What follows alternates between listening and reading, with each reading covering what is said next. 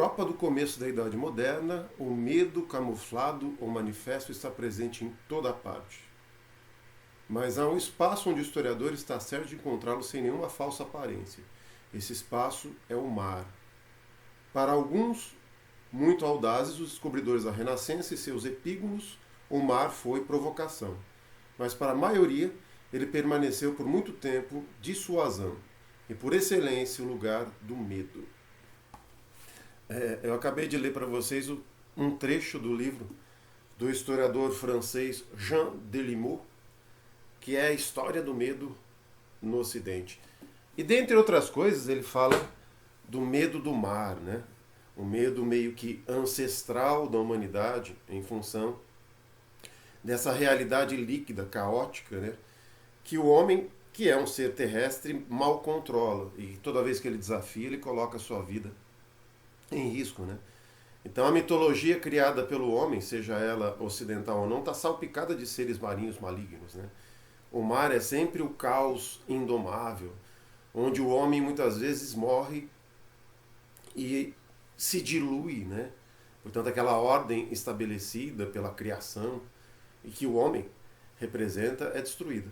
A gente vê inclusive essa percepção, né? Essa leitura do mar como o mar tenebroso que devora as almas no livro Moby Dick, um dos livros que ajudou a consolidar a literatura norte-americana no século XIX. Né? Moby Dick é isso, né? É uma baleia que representa esse mal absoluto que traga o homem. Tanto é que, em boa parte do imaginário ocidental, morrer no mar, quer dizer, ser um cadáver insepulto é não ir para o paraíso, né? É não chegar ao reino de Deus.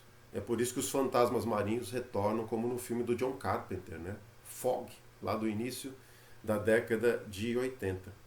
E o cinema aproveitou bastante essa mitologia, né, do mar tenebroso que devora vidas humanas. O mar como caos primordial, né, que nunca foi domado pelo homem. Moby Dick, inclusive, virou filme na década de 1950. Né? Na década de 80 nós temos um filme interessante, B, chamado Leviatã, e outros, né, que tem essa temática do homem se perdendo nas profundezas do mar. Mas também muitos filmes de naufrágio, né? O próprio Titanic, que é um filme bem comercial, né? Daquela Hollywood mais voltada para o universo do mercado, é também um filme que explora esse medo do mar.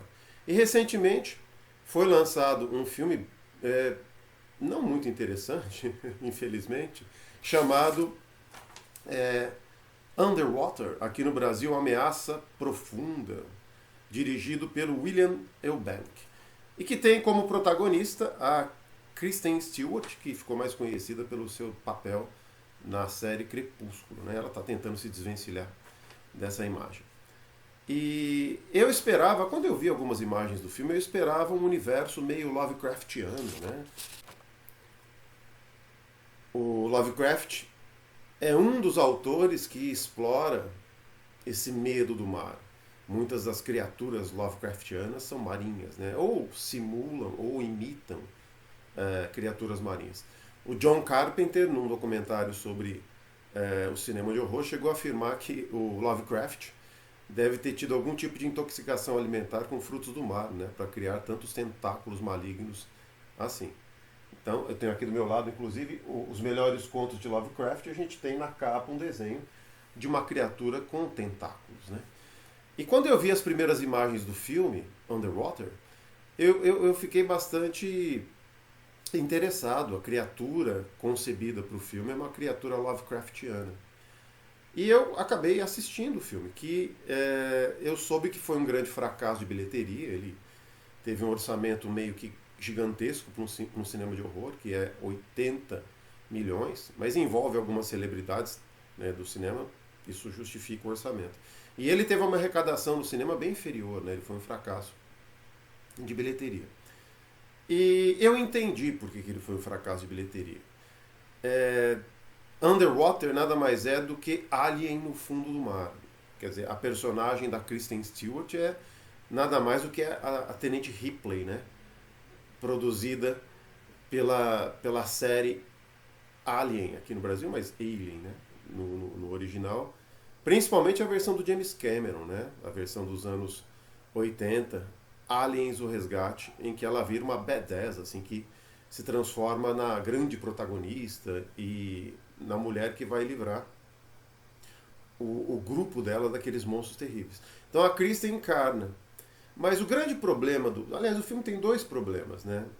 Ele tenta criar um terror claustrofóbico, que é natural, né? Se passa no fundo do mar. Mas a gente não consegue sentir nenhum tipo de empatia com os personagens, né? A construção psicológica das personagens falha. Como diz uma crítica do site Omelete, né? A gente consegue imaginar a psique da personagem fazendo associação com outros filmes, especialmente com Alien.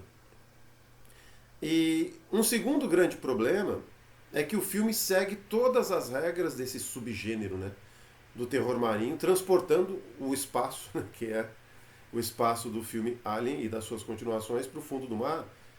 E isso acaba transformando o filme num filme muito protocolar, né, num filme muito burocrático. O que, apesar de dar uma sensação de que está tudo correto, no lugar certo, né, não empolga. E essa sensação é piorada pela concepção das criaturas marinhas, que é uma concepção interessante, elas são bem Lovecraftianas, mas elas são fotografadas de uma forma, que eu até entendi o porquê, né, para criar um certo mistério. No começo elas não aparecem muito, mas as cenas subaquáticas não são convincentes por isso, né? Elas são escuras, elas são confusas e dificultam aquele mergulho no universo do horror que seria desejável numa produção como essa. E quando a criatura final aparece, eu vou ter que dar um spoiler, né, que é derivada do Cthulhu, do Lovecraft, uma criatura gigantesca. Você espera muito dessa criatura e ela também é mal explorada. Quer dizer, o filme tinha tudo para dar certo, né? Ele formou um time perfeito para ganhar o campeonato, mas na hora do vamos ver as coisas não aconteceram. Então ele fracassa nas suas intenções, o que é uma pena. E é uma pena também que o Guillermo del Toro, o diretor Guillermo del Toro, que havia projetado uma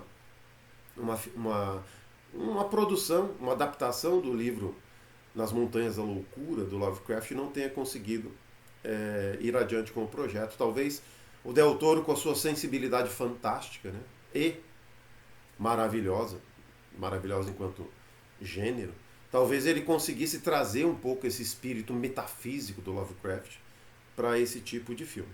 Mas a gente fica aqui na vontade, né? Um abraço.